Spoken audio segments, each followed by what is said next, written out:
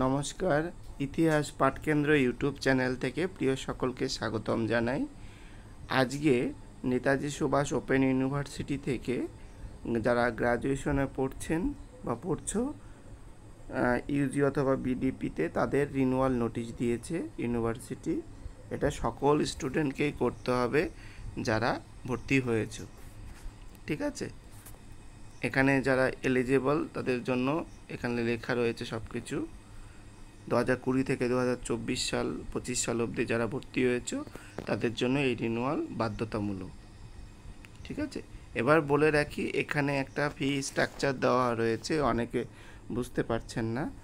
সেটা হলো গিয়ে দেখো, রিনিউয়াল 2020 যারা পুরনো স্টুডেন্ট অর্থাৎ 2020 সালে ভর্তি হয়েছিলে তারা বলা হচ্ছে বিডিপি মানে ব্যাচেলার ডিগ্রি প্রোগ্রাম, তাদের 2700 টাকা করে লাগবে যার ইতিহাস পলিটিক্যাল সায়েন্স রয়েছে, ঠিক আছে, এখানে কোর্স রয়েছে। আর যারা ইউজিতে ভর্তি হয়েছে মানে নতুন সেশন থেকে শুরু, তাদের 21 সাল থেকে শুরু হয়, তাদের দেখো এখানে তাদের রয়েছে ফার্স্ট ইয়ারদের ক্ষেত্রে 3030 টাকা। যারা সেকেন্ড ইয়ার পড়ছো তাদের লাগবে 2022 সাল থেকে যারা পড়ছো তাদের লাগবে 3900 টাকা করে।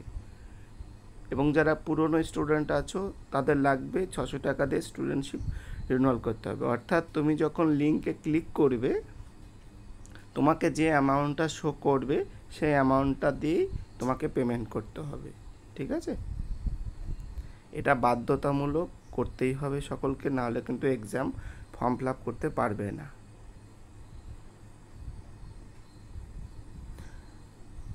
এবার আসি কোন ডেটে কী রয়েছে।